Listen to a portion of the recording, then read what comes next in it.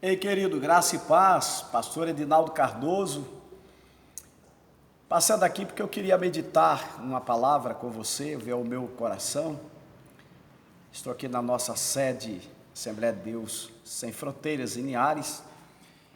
Aqui em Êxodo, capítulo 33, versículo 15, então disse-lhe, se a tua presença não for conosco, não nos faça subir daqui. Sabe, queridos, eu tenho parado para meditar esses dias justamente sobre esta palavra. Se a tua presença... Queridos, o que é a presença de Deus? A presença de Deus é um culto alegre, a presença de Deus é nos reunirmos numa festividade, a presença de Deus é um congresso, a presença de Deus é o quê? É trazer um pregador, um cantor. Será que o conceito que nós temos tido sobre a presença de Deus, querido, não está um pouquinho aquém daquilo que talvez eu pense, imagine? Talvez o conceito que nós temos tido sobre a presença de Deus? Estar alguém presente significa estar alguém que se autorrepresenta. Estar alguém presente significa alguém que tem uma identidade própria. Estar alguém presente significa não estar sendo substituído naquele momento. E aí as indagações que eu fico perguntando é, que identidade é essa que nós temos visto no meio das igrejas? Se alguém está presente e tem identidade própria, qual é a identidade de Deus? Deus disse a Moisés, quando ele desceu ao Egito, e ele perguntou, quando alguém perguntar e questionar quem te enviou na autoridade, no nome de quem, a quem tu representas, o Senhor disse a Moisés, dirás desta maneira, eu sou o que sou, enviou-me a mim. Deus é o que é.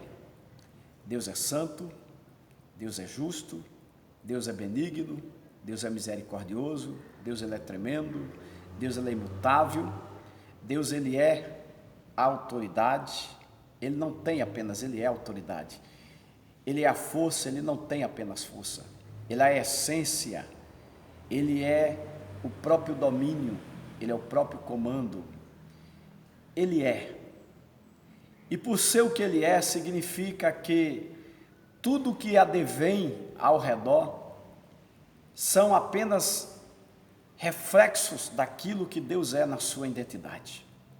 O culto é alegre porque o Senhor é a alegria que promove a nossa força.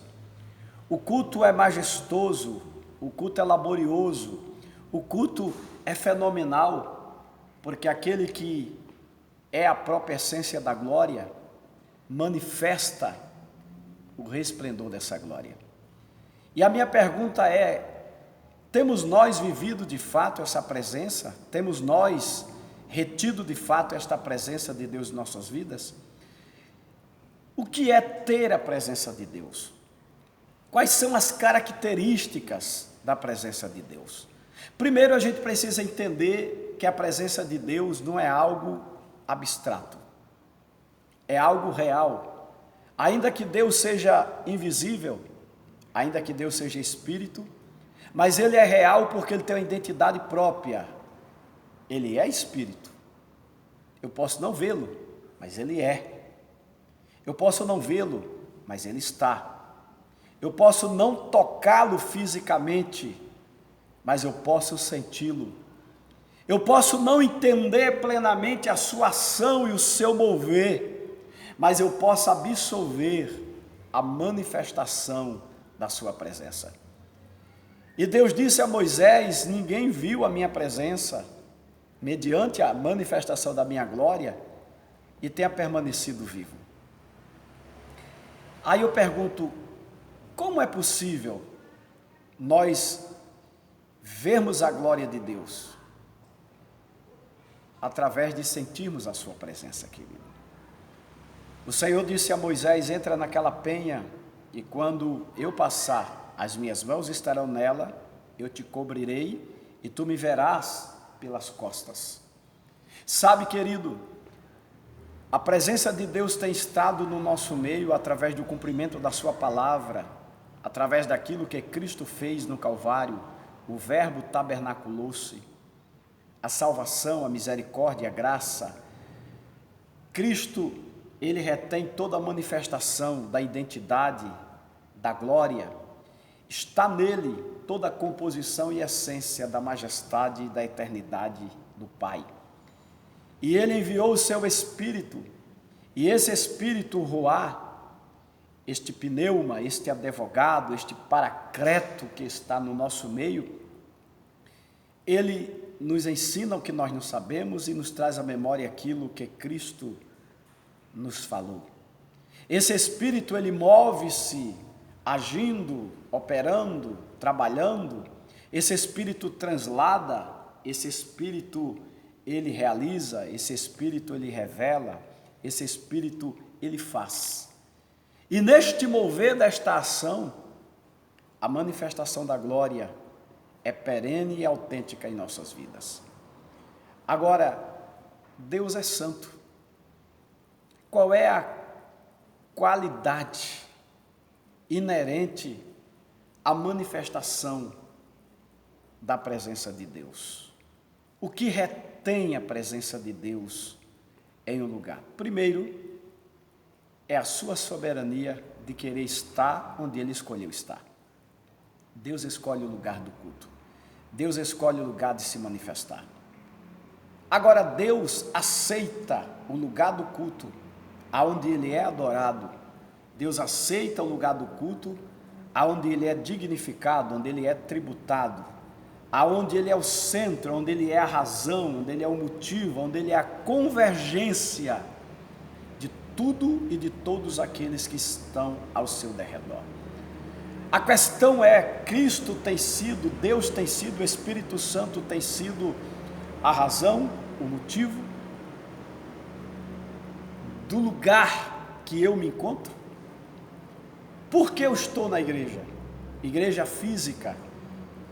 Deus disse em 2 Crônicas 7, Ele disse a Salomão: agora os meus olhos estão abertos, os meus ouvidos estão atentos, o meu coração está neste lugar.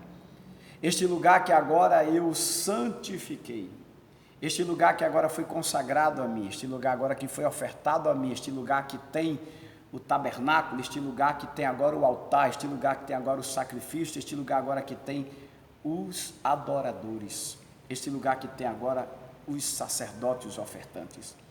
Jesus disse em João 4, aquela mulher: na verdade a hora vem e chegou em que os verdadeiros adoradores, não existe adoração que retenha Deus se esta adoração ela não for conceituada, baseada, plenamente manifesta na verdade. Ora, o que é a verdade? Jesus é verdade. Não pode existir manifestação de glória se não for a própria glória do único Deus que detém toda a glória para estar presente. Não existe mover e não existe ação e reação no lugar em que se diz que Deus está, e não existe plenamente manifestação típica desta glória. A glória de Deus promove terror naqueles que estão em pecado. A glória de Deus promove temor naqueles que estão em santidade. A glória de Deus, ela promove expectativas na vida de quem não o conhece, porque não se sabe o que vai acontecer, mas a glória de Deus, ela alimenta expectativas, e muito mais que isso, ela alimenta perspectivas na vida de quem teme a Deus, de quem o ama, de quem o deseja. Moisés, ele disse: Senhor, eu estou disposto a morrer, parafraseando o texto, mata-me se necessário for. Ninguém viu a tua glória e ficou vivo, ok, me mata, mas antes, porém, mostra-me a tua glória. Eu estou disposto a ser sepultado, dilacerado aqui, mas eu me dou por satisfeito de deixar de existir em fagulhas e milésimos de fagulhas, desde que a tua glória, ela se manifeste e o meu corpo, ele possa sentir o impacto, o peso, a manifestação da tua presença. Queridos, sabe onde a glória de Deus se manifesta? A glória de Deus se manifesta no lugar que Ele escolheu, ter um encontro com aqueles que o anelam e desejam pela sua presença. A glória de Deus se manifesta no lugar onde Ele encontra homens que estejam dispostos, mulheres, jovens, adolescentes, crianças que estejam dispostos a não terem nada por precioso a não ser a sua presença. A glória de Deus se manifesta na vida do homem e da mulher que está disposto a morrer para que eternamente Deus continue sendo Deus na sua autoexistência e vivo plenamente na sua manifestação e continue sendo temido e glorificado, mas desde que eu possa sentir o labor do resplendor da manifestação da sua presença. A glória de Deus está onde existem homens que morreram para o mundo, para o pecado, para a sua vontade, para a concupiscência da carne dos olhos.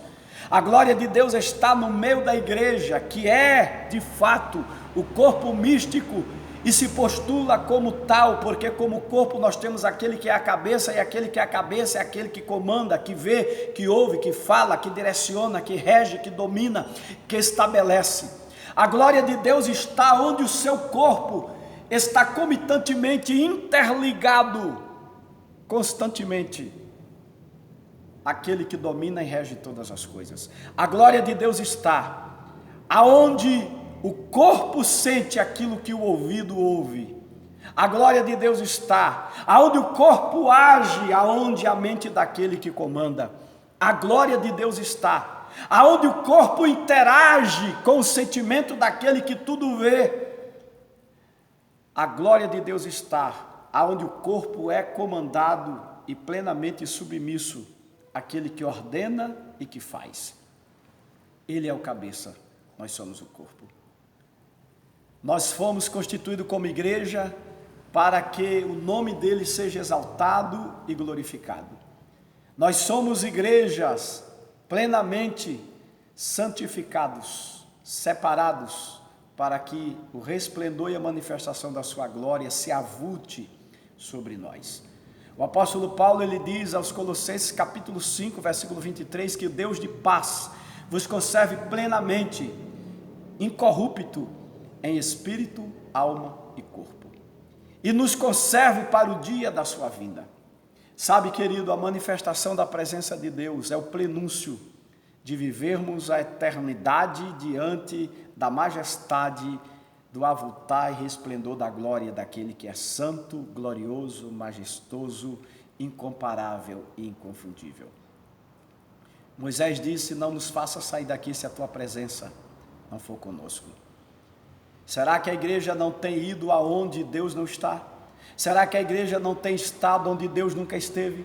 Será que no meio da igreja hoje muitos estão agindo e fazendo naquilo que Deus não ordena, que Deus não manda, naquilo que Deus não estabelece, naquilo que Deus, ele não fez com que a sua palavra e a sua vontade fosse de fato plenamente manifesta no meio do seu povo?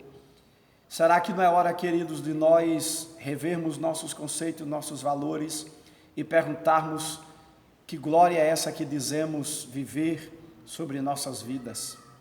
Uma glória que não promove temor no coração dos que os dizem o temer. Uma glória que não promove terror na vida daqueles que estão em pecado. Uma glória que não faz o lugar que nós estamos mover-se, porque a presença, a manifestação da glória move, translada, impacta. A presença da glória de Deus faz a terra se abrir e muralhas serem engolidas. A presença da glória de Deus, a nuvem de glória, a coluna de glória, foram testemunha do mar que se abriu e o povo passou de pés secos. A manifestação da glória de Deus faz deserto se tornar manancial, faz pedra jorrar água. A presença da glória de Deus faz corpos de profetas, ao serem tocados, darem a vida àqueles que foram sepultados. A presença da glória de Deus mata aquele que está no pecado e destrói o próprio pecado. Mas a presença da glória de Deus ressuscita em santidade e em manifestação dessa própria glória aqueles que, como justo, mesmo após a morte, nunca perderam a esperança. Nós precisamos, querido, entender que o caminho da santidade, o temor e o anelo e o desejo e a sede da presença desse Deus são componentes indispensáveis para que esta glória volte a estar no nosso meio.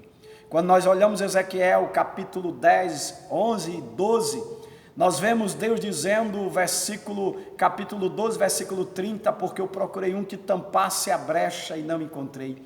Deus mostra os querubins descendo na carruagem de fogo e vendo a arca sendo tirada do lugar santíssimo ao lugar santo, posteriormente ao pátio, e depois sobre os muros, e depois sobre o monte das oliveiras.